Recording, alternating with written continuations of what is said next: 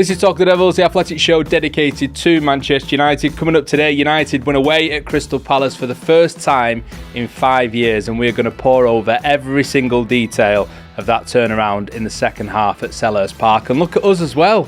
It's a preview podcast, I think, for the first time this season, so we'll also look forward to the match at Old Trafford in the Premier League on Thursday night against West Ham United. It's a slightly different looking Talk of the Devils today. Laurie and I are in the studio here in Manchester, and we've got Carl and Andy in the studio down in London. All right, lads. How are you doing? Hey, Isn't this nice as well, Laurie? We don't have to dissect any doom. We can just talk about Manchester United winning a football match. We don't have to dissect any doom. I would like to dissect Andy Mitten's attire today. Okay. He looks like he's about to pound the streets of his local constituency asking for some votes. So please do let us know about why you're wearing that today, Andy. Listen, maybe it's his Sunday best just worn the day after. You know, United have won, so he wants to dress up for the occasion. Andy? Yeah, it's called a shirt, Laurie, and sometimes humans wear them and like button them up and you iron them, and just wearing a shirt. And the other thing I'm wearing them with are called shoes. And then above them are something called Laurie trousers. struggles with trousers as well, to be fair. With the, I mean, I don't know what these are, to be fair. No, Let's not do any wide shots of this. Yeah. I've got to go out tonight in London, and my hotel's not in central London. You don't have to just dress come like that to for go the out in day. London, Andy, just because it's a big city. I'm going to an awards ceremony tonight where I do have to dress like this. Oh, is here this, we go. This is why I'm dressed like this. Is this the FSA? Yeah. Oh, well. He's been nominated, that's why he's dressed like that. Yeah, for United we stand, not for Talk of the Devils. Oh, Yeah. maybe next year. Are you going to celebrate one more time, Andy, tonight? Like it? Yeah, Laurie? can we verge back into the match action, shall we? Yeah? Given I told us to veer off a different direction. That's fine. That was a bit of a moment in the away end after the game. Did anyone witness it there, Andy? You were there, obviously. Did you see it? Well, I was outside the away end a minute after the final whistle because I had some copies of the hopefully award-winning United We Stand, okay. right? And I've got a pretty bad history there because I left before the end when Beckham scored that goal, so I missed that. So we've got all these people flooding out of the away end, out the Arthur Waite stand, bouncing around because United have just won. The mood's brilliant. I'm getting the odd Crystal Palace fan going past going whatever. And like people are going, one more time. And I'm like, why are United fans singing Daft Punk? Because the public address system had played it at the end of the game and United fans had joined in with it. And some of them added the words Josh Zirkzee to it as well. So it's celebrate one more time. Josh Zirkzee. Is that how it went? Yeah. Yeah, I mean, after that, I went in a pub in Thornton Heath and the place was bouncing. And you're thinking, this is one away win. Imagine if Manchester United were actually good again. But because the game started so early, people had loads of time to get on it afterwards. So, decent day. Do you like it? If he had Zirkzee, and I just had a message from a lad who was in the away end. He said he wasn't singing Zirkzee, but some people may have been. Yes. It might be one that's a slow burner, but it feels like that's going to be a moment that gets remembered for a while, that song in that away end. You can see it being part of the songbook going forward. Yeah, for sure. And that's kind of what, songs are all about, really, isn't it? Organic moments where, okay, there's a bit of a, juxtaposition between the Palace fans, how they're feeling, and I guess it must be a malfunction with the system. They've played it anyway, celebratory song that, There's probably only United fans left in the stadium. Well, exactly. At that point, keep them entertained. It is. I mean, I'm sorry to hark back to my days of watching a title-winning team, but when Leicester won the league, they won at Selhurst Park, and they were kept in quite a long time after the game, and they were celebrating. I don't know. So it feels like one of those grounds where if you've won, you just want to kind of savour it. It is, as Andy said there, you can kind of get around the stadium quite easily, so people can mingle together. But music's got you feeling so free. Exactly. Yeah. Do you know all the lyrics? You got a One few more Daft Punk? No. Okay. No, we're doing this again, are we? The Radiohead references. But obviously, we've had a go at a sort of Joshua Zirkzee song on our live shows over in Dublin. You did, yeah. I did, yeah. To obviously the tune of Zombie, which I have to say was created in San Sebastian before it became a thing with Hannibal Mresbury and Rory McIlroy and all that. The Forest fans were blasting it out at Anfield 3-0 up the other day as well. I don't know what the words were. Daishi? Who Maybe, was that for? Yeah, I don't know. But I think Zombie Zirkzee works, and it's in the net. Zirkzee. Yeah, not really going along with it. Anyway, listen, I think Come on, Laurie. You have to sing with conviction if you want people to go along with it. Every now and again you go, no, maybe. Like, give it beans. Come on. Right, so if you do want this to be a thing, I don't think anyone does really, but, Stop doing that. Stop it's in the net, Zirkzee. But then again, maybe it is all about one more time.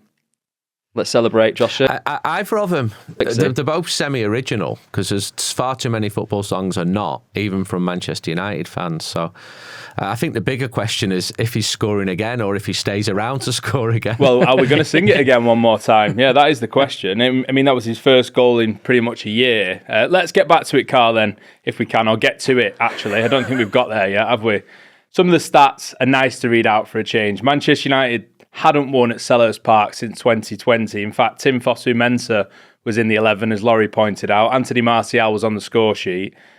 United had only actually scored once in the past 5 visits to that ground as well. So they put a few things to bed, including Palace's unbeaten run, which was 12 Premier League games before the weekend.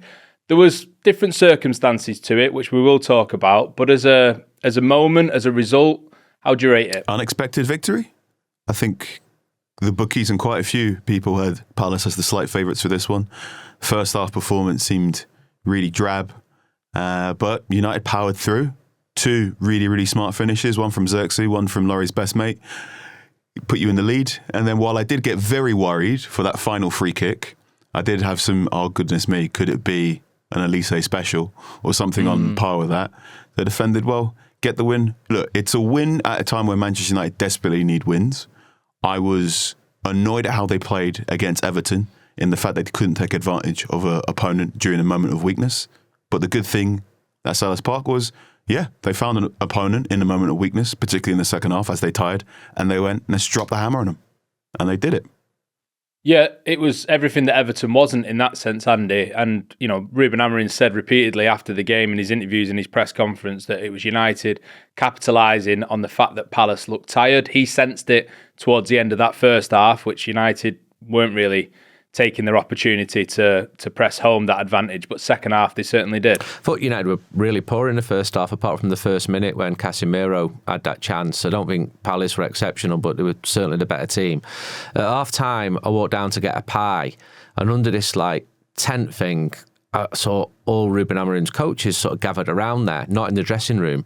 And then I looked, and Ruben Amorim was in the middle of them. And my first reaction was, why aren't you in the dressing room absolutely rollicking the players? But I think he just gathered these coaches to pass on his opinions. And if he'd seen that they were tiring, fair play to him. That's a smart observation. And then he went into the dressing room. And then United came out the second half and was so much better. I was pretty fuming at half-time, if I'm honest. And you could feel, combined with the Everton defeat, the mood just slumping. So to see those 2 goals relatively early in the half, to see United hold on, because there's been, Tottenham away, United were leading, Forest away, Fulham away, to hold on to a victory, to get them 3 points. It felt like a really, really big win, a much needed win. It wasn't the best performance I've ever seen, but it just didn't matter as the fans were coming out of that away and singing Daft Punk. Exactly. It was a tight game. I think if it had been any score, really, it wouldn't have surprised. But the good thing was that United really did take advantage in the second half, like we say. And Carl, the narrative switched quite a lot. We had an email from Sanjay. He said, personally, I don't mind these early kickoffs. United can ruin my day as soon as possible, so I'm over it by the time I go to bed. I'm presuming he sent that at half-time, because some of the takes you got at half-time compared to full-time were vastly different. Yep, at half-time, I just put out on Twitter, sum up that first half performance in 3 words. Got a lot of responses online. Okay, it might be a crude way of taking a survey, but I got messages like crap, boring and useless, sloppy and panicked, or same old story. Asked again at full time, what do you make of that performance? Team's an enigma, secured the bag, and my favourite one is inconsistent, important, resilient. So this is is that the new mantra? Maybe. This is the push-pull of football, right? In that I don't think Manchester United played well in that first half at all. But in the second half, when Palace did tire, they played really well. I thought that was perhaps Diogo Dalot's best attacking performance in a little bit. Yeah. Him and Mason Mount really started working the angles on that left-hand side. And Zirkzee, after a performance against Everton where he was just far too easy to mark, particularly in the second half, he really played with some better intensity and made himself a problem for a Palace team that, 62-hour turnaround between the Conference League game and this Premier League match. But hey, you got to beat what's in front of you, and they did it this time. Yeah, let's talk about Josh Zirkzee if we can, because, the manager said it, the head coach said it after the game. His improvement in the second half helped the team to improve, and it felt like it was a bit of a reminder about what he could do after, the Everton game. Despite the fact he came the closest of anyone to scoring and looked like the only one who was coming close to scoring in that match against them on Monday, this was definitely an improvement and a step up and a reminder of his quality. Yeah, I was chatting to sort of my friends at half-time and we were sort of discussing the Zirkzee sort of issue and part of his game sometimes feels like he's not as aggressive as he could be, and I think that did change second half. And it's interesting what Andy says there about Ruben Amorim talking to his coaches before going into the dressing room, because he often doesn't speak that much to the players at half-time, and certainly at full-time. When he does, it becomes a story, really. And so, especially when he's smashing televisions. Well, there he is. Yes, there's that. No objects got hurt in the victory at Selhurst Park, I don't think. But he obviously said after the game that he told him to play with more intensity, could sense that Palace were tiring, and that is obviously a big factor in this game, that they did have that game on Thursday night away. They played a lot of games already this season. Oliver Glasner certainly, was appealing to that after the game, wanting more board support from the summer, which was kind of interesting that result had that kind of impact on them as a team. But if Amorim could sense that, and then he told the players that, and then they actually did act on that instruction, Zirkzee being the kind of key focal point in that, because he had more aggression in his pressing. He was winning flick-ons. I think there was one for the free kick, I can't remember which one it was, but obviously then flicked on to Dalot, which then United scored from.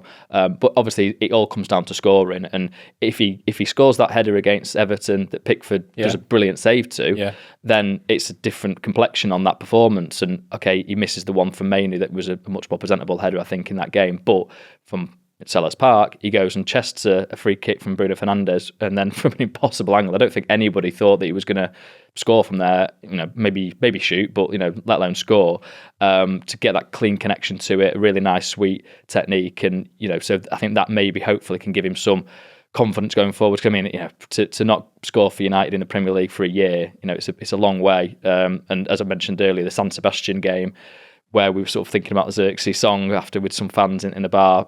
He'd scored a really good goal in that game, and so he's had these moments where, and that was a start where he sort of thought he could maybe do something in United. He doesn't seem like a customary United player, even in this system. It changes the dynamic in terms of him versus Sesko, for example. Everyone was dropping deep, weren't they, in the first half especially? And that's so you kind of maybe you just need him to kind of go against his natural instincts and push on forwards rather than come deeper. And you could see from the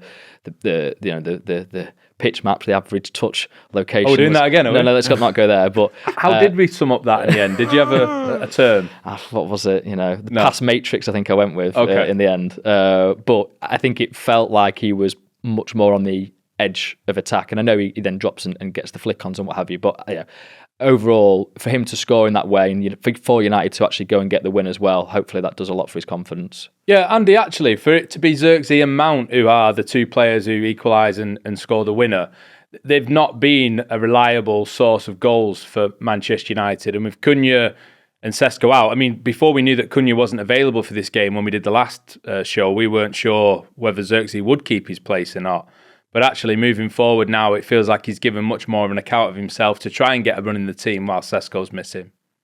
I thought Mount was one of the busier and better United players in the first half, and I thought Zirkzee was one of the poorer players. I don't think he was good at all in the first half. I don't think he was giving Mount the angles to pass to, and that really restricted Manchester United.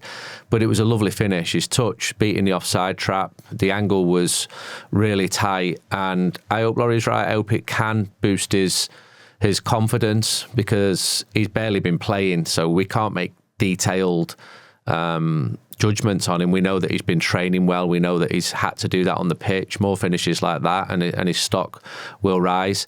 I asked him after the game. I said, he was walking past. I said, where does that rank in the goals that you've scored? And he said, I don't know. And I just said, well, just make some up. Just say third. But he just carried on walking. I had more luck with Mason Mount. I said to him, were you having a conversation with Bruno before the equaliser?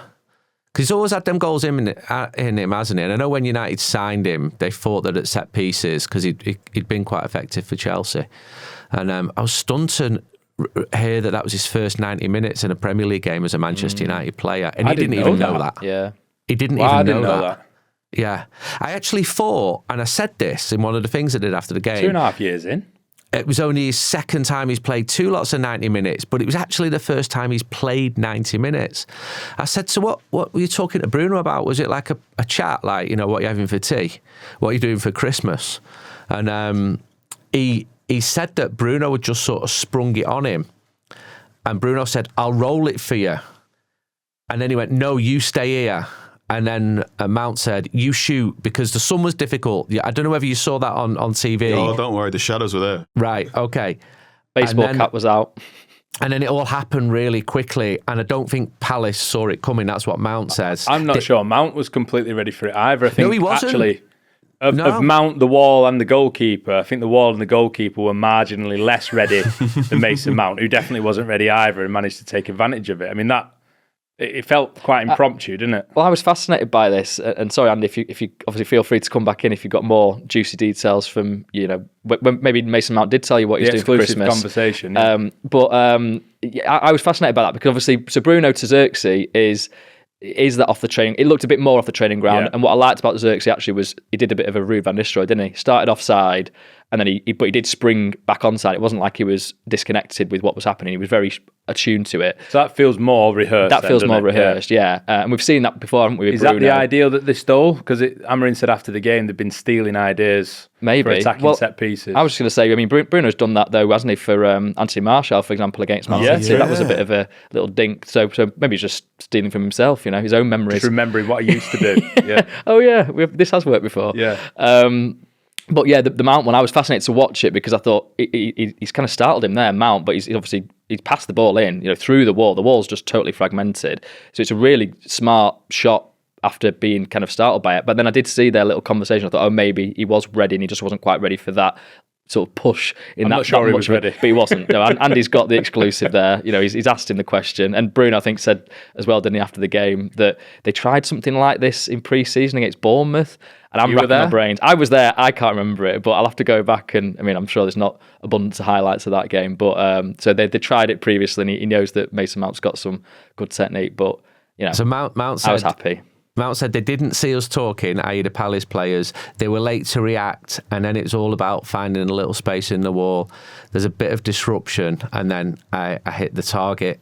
So he also said he loves being in these situations. You don't get that many chances in a game, especially a Premier League game. It's crucial that you hit the target, and he certainly did that. And I was stunned. I just couldn't see. I would have taken a draw before the game. I would have taken I wouldn't have said a minimised defeat at half time. Certainly would have taken a draw at half time. So it was a good finish, and it quietened the Palace fans and led to a decent day. So that's Mason Mount's 6th goal in 57 appearances, and I'll just double check this now. It's Joshua Zirkzee's 8th goal in 56 appearances. So these are 2 goals from players that haven't scored anywhere near enough in their United careers. 2 players that are going to be asked to score more during the AFCON period when Mbeumo, Ahmad and Mazraoui depart. So if they can start building some positive momentum now, ahead of the December fixture list when things get really congested, really, really good. 2 players assisted by Bruno Fernandes as well, Carl, who moved 4th clear of Paul Scholes in the all-time assist charts for Manchester United in the Premier League. I mean, Ryan Giggs is on 162. I don't think anyone's catching him.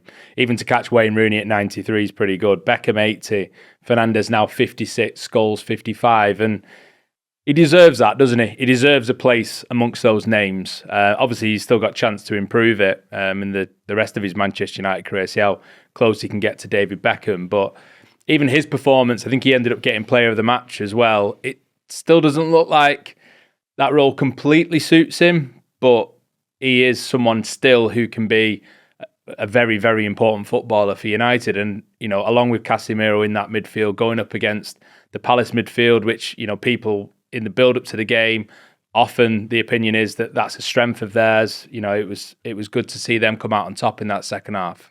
Yeah, so I watched the second half with the sound off, and there's a bit just as Fernandes. What was wrong with the commentary?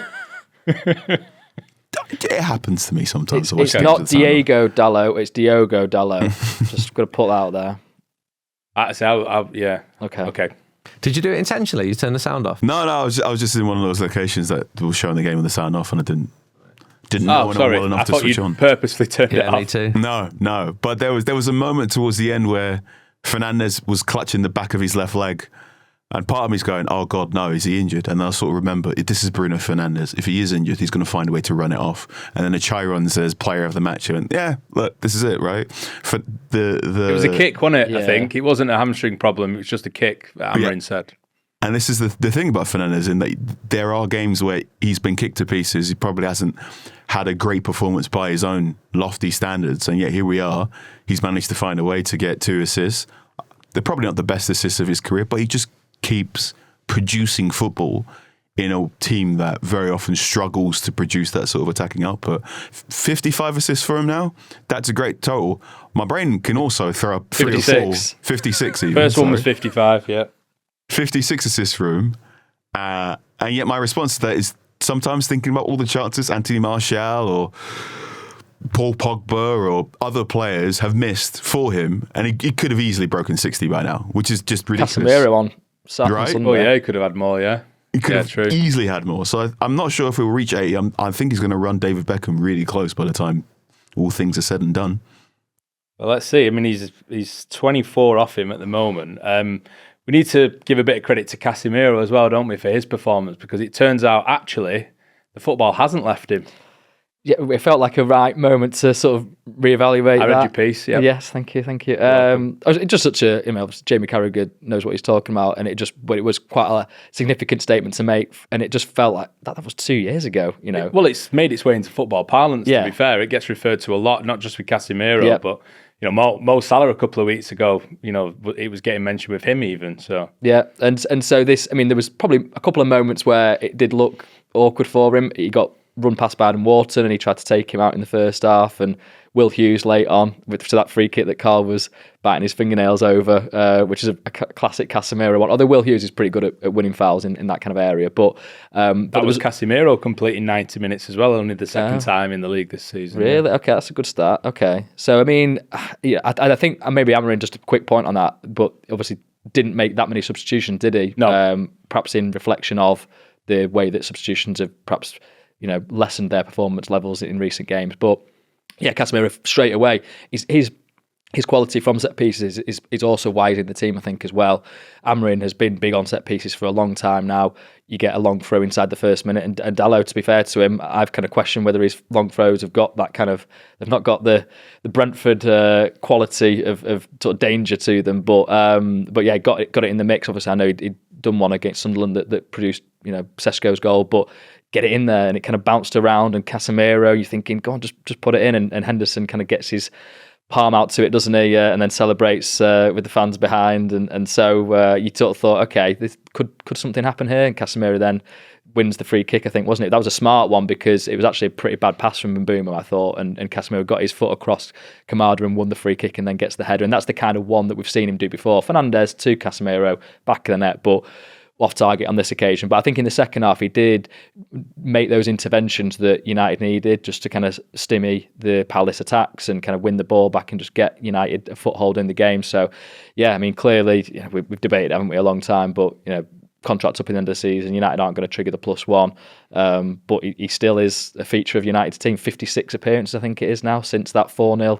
against Crystal Palace, where he's playing centre-back, and where it did look like, okay, maybe this is too much for him, when he was diving in on Michael Elise, who then just strode through and passed the ball into the back of the net, and you're like, wow, this is bad. But clearly he can still, you know, do the business at this level in certain ways. You know, 33, so, you know, he obviously is getting into the winter of his career for sure. But I thought it was overall, everything considered, a decent performance by him. Yeah, Andy, Laurie mentioned there a name that, you know, we said it was maybe a bit of an audition for Adam Wharton. Maybe that's us being a little bit arrogant about these transfer targets, but we said it for Blaber and we said it for Anderson as well. We've now seen all three of them. They're the three names that United have been most prominently linked with. There could be others, of course, as well. What did you think? I thought he was the best player on the pitch in the first half. He also had a very good chance from about 12 yards out after 12 minutes, and he hit it straight at the goalkeeper. I think if he would have put it left or right, then Palace would have scored there. But I think your theme about Manchester United central midfielders improving in the second half is absolutely right. Casemiro looked much steadier. I remember having a disagreement with Jamie Carragher when he made that comment, and I think he fully believed what he said, and I had a different opinion. But there's been plenty of times after he said that Casemiro has looked off it. So it's to his credit that he is useful and important for Manchester United this season. Really good first season, bad second season, good third season. He just earns way too much money. So if he's gonna stay, there'll have to be a massive compromise there. But Manchester United are looking for probably two central midfielders. So I think we'll probably be watching the last few months of Casemiro. But I have no qualms when he starts matches. I was cursing him after about 10 seconds when he didn't score. I just thought these are exactly the type of scruffy chances that Manchester United need to be taking. And then my attention was taken by Dean Henderson celebrating that save. So I'm privately seething, thinking it would be quite nice to wipe the smile off his face after 56 and 63 minutes. And that's exactly what happened. Carl, Set Piece FC was one of the retorts that you got, wasn't it? Or Set Piece Kings, whatever it was, when you asked on social media for reviews at full time.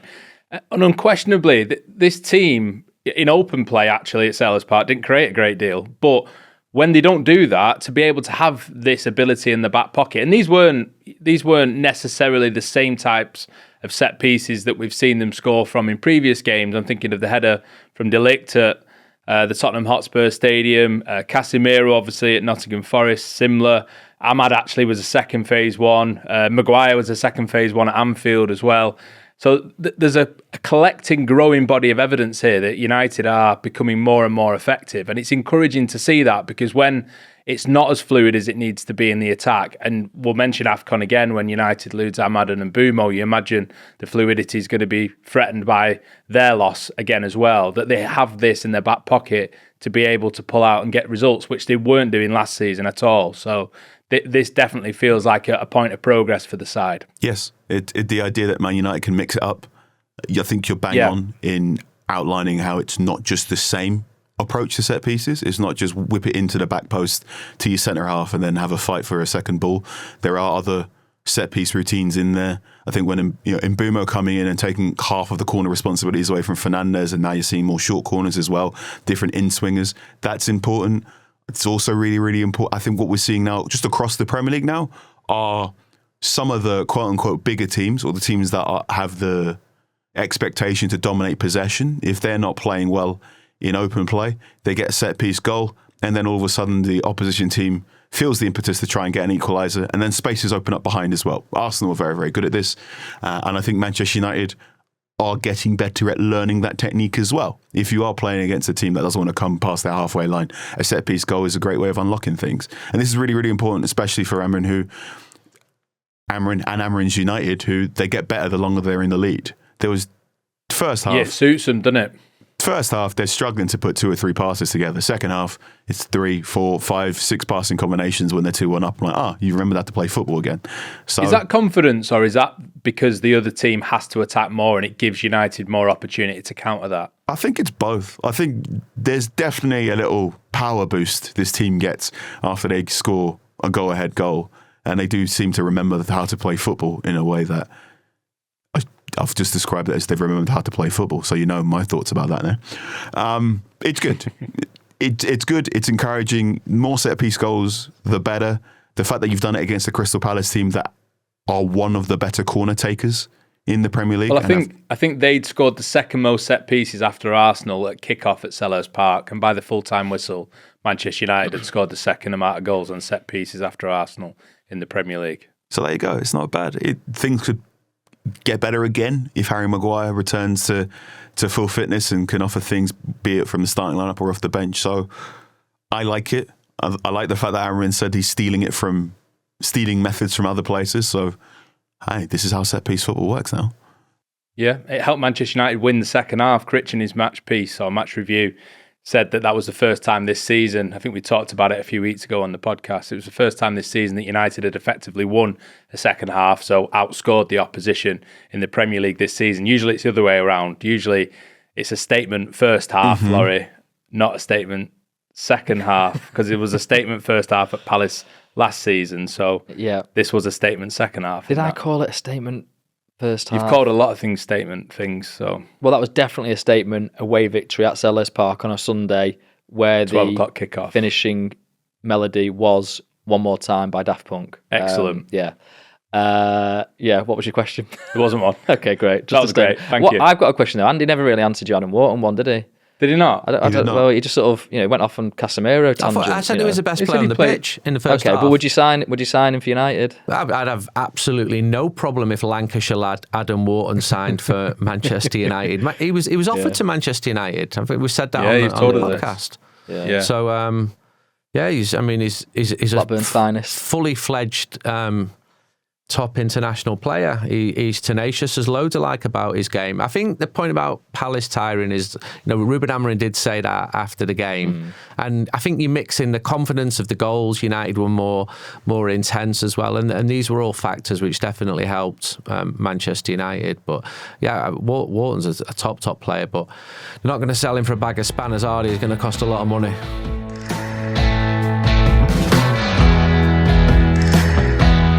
There's the review.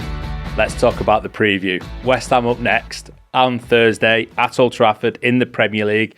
Midweek football, Carl. It'll never catch on, will it? One of the things we didn't talk about in reflecting on that Selhurst Park game was Lisandro Martinez coming off the bench. Now, I'm not sure he's in any shape to start the game on Thursday. That's certainly not my question. But to see him back on the football pitch was brilliant, wasn't it? It's been a long time.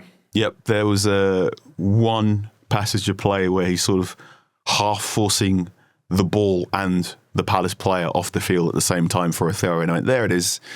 There's the butcher. He doesn't really tackle you. He just sort of escorts you off the premises like a Aggie bouncer. But I enjoyed that. I want to see a little bit more of, obviously, in that last 10, 15 minutes, United were more about negating pressure rather than giving Martinez the ball to try more of his progressive passing. So hopefully the next appearance, you get to see a little bit more of that. I want to see him play with Luke Shaw in some sort of capacity. But all of this is to come. It's just good to have him back after 301 days between his Premier League performances. So the game against Crystal Palace in February this year.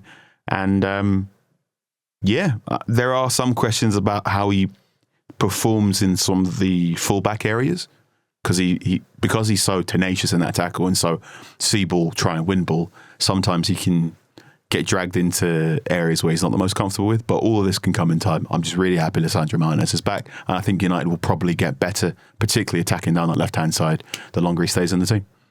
Yeah, that's the bottom line, having him back and seeing how he goes over the next few weeks, the pressure off for the moment, just trying to find his fitness again.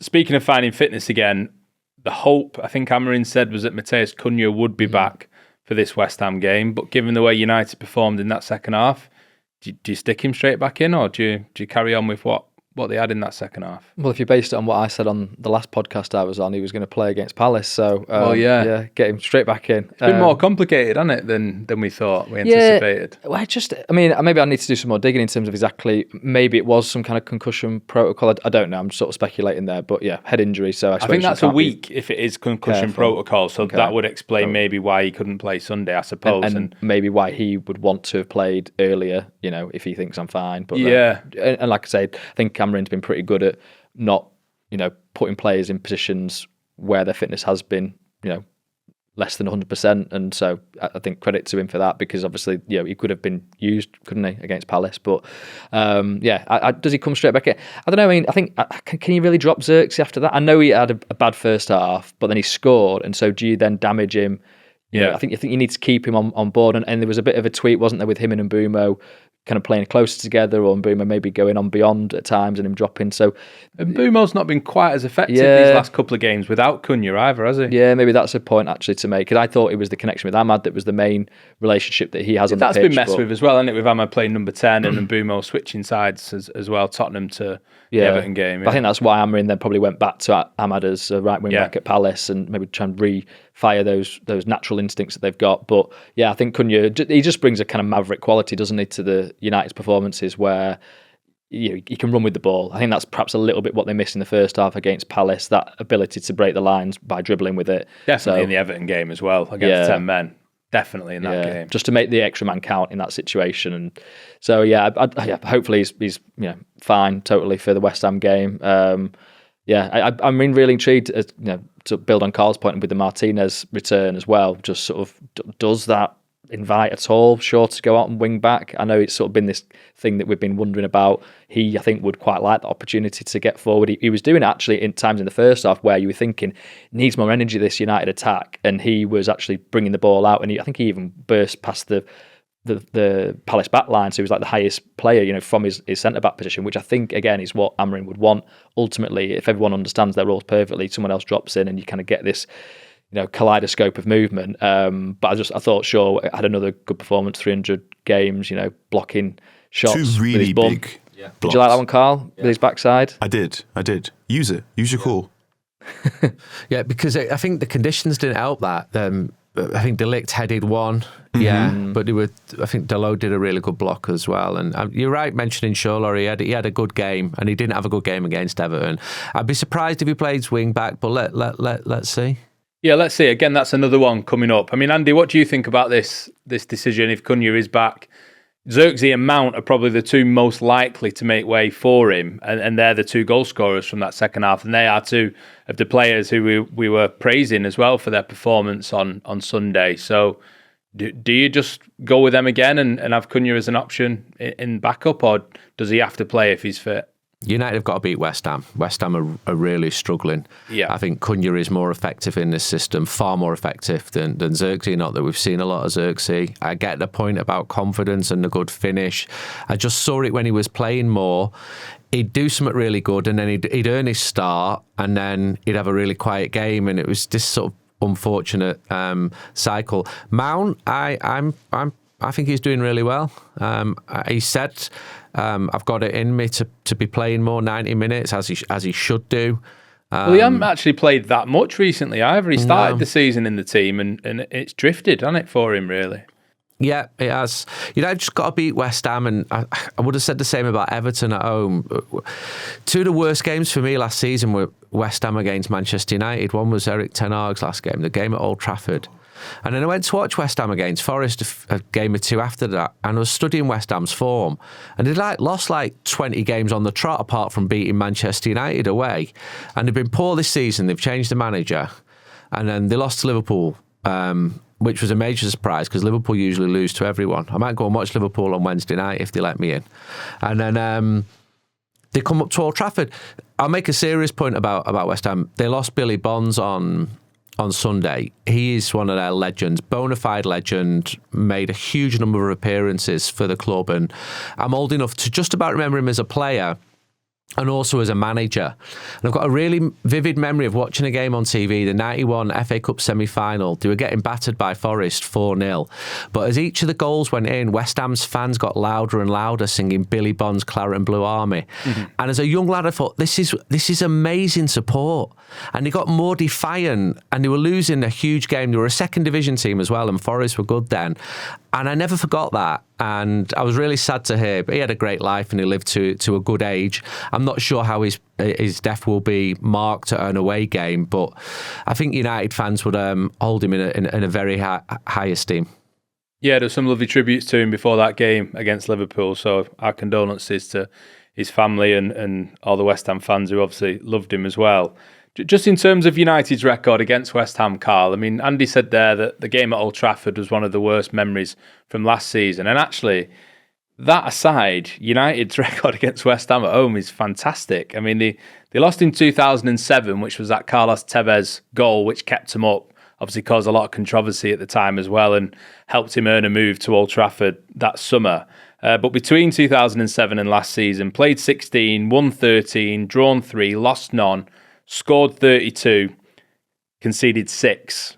That's the type of Manchester United flavour we need on Thursday night, because this team have developed a habit where when you expect them to win, they don't, and when you don't expect them to win, they do. So that maybe Sunderland and Burnley, Brighton to a lesser extent, are examples in recent times of United beating a team at home that they were expected to beat. But they really need to start ticking these games off, don't they? We don't want this sort of jeopardy heading into these home matches. No. I just want a straightforward victory, preferably with a clean sheet and some goals from the players who are expected to give goals. Nice, clean, straightforward. Dandy's totally right. The performance at Old Trafford last season was such a weird one, because it was really bad, but also had that odd tinge of United beginning to stop caring about the Premier League and Premier League performances. Well, it was after the second leg of the semi-final against Bilbao, or against Athletic Club, heading to Bilbao, the West Ham game. So you were meant to be using this as an opportunity to build some momentum in the league, or possibly even have... fight for places for the final, in theory. Yes, and my match piece after that game was there are certain players who were playing themselves out of contention for the Europa League final, such was the bad performance there. I thought the performance at the London Stadium last season, Erik ten Hag's final Premier League game, a penalty that just shouldn't have been a penalty, and one that PGMOL eventually apologised for. Darren Fletcher was not happy after that game. But that was the real strange, sterile possession towards the end of Ten Hag's tenure. West Ham are one of too many teams that got the double over Manchester United last season, and now it's time to put a stop to that, to just go about business like a bunch of grown-ups. I want a 2-0 win. I want no injuries. And I think Cunha might stay on the bench, actually. Strange enough. I think this is a nice problem for a coach, in that, do you want to bring on your £62 million brand new attacker, or do you want to continue with your 55 million attacking midfielder who scored on Sunday and your 40 million striker who scored? So I think Cunha off the bench as a second half option, if things aren't looking straightforward, is a nice little tool to come off the bench. Yeah, it definitely helps United that Paquetá is suspended for this game as well. It was a crazy, that was strange, wasn't it? Incident, wasn't it, in the game where he gets 2 yellow cards in the same argument with the referee. But yeah, he'll be missing for this game. Kobbie Mainoo, Laurie, I mean, not on the Athletic, I don't think, from memory, but West Ham seem to be one of the teams who've been talked about quite a lot when it comes to potential interest in Mainoo heading towards January. What do you think? I just couldn't see him going to West Ham, personally. I mean, like, you know, they're down in the bottom. You know, I think if he was to move, it would be on loan. It'd be to try and get into that World Cup team, wouldn't it? You'd want minutes, and so would going there be the best platform for you? Get minutes. He would get minutes, but I don't think that's the team for him. Yeah. No. So I just think that, I don't know, it didn't particularly. I've not asked the specific question on that, but based on what I know about him, and is it getting more likely that he goes in January now, or because again he got a minute, was it, off the bench at Selhurst Park? Yeah, you'd think that, wouldn't you, based on the fact that he isn't playing, and you know, I was told that would certainly be looked at strongly, you know, if the situation hadn't changed from the summer, with Ruben Amorim still being head coach as well. But the more I talk about it also is, well, United to bring somebody else in would cost money, probably, well, definitely on more wages than Mainoo, because he's still on that contract that he signed in February 2023. Yeah. So finances do come into it, and then, you know, bringing a new player in that would then have to get up to speed with Amorim's desires. And okay, he's not playing, but at least he, I guess, understands exactly what Amorim wants from his player. But yeah, it's a funny one, isn't it, that even in a kind of situation as against Crystal Palace, that he doesn't get on earlier.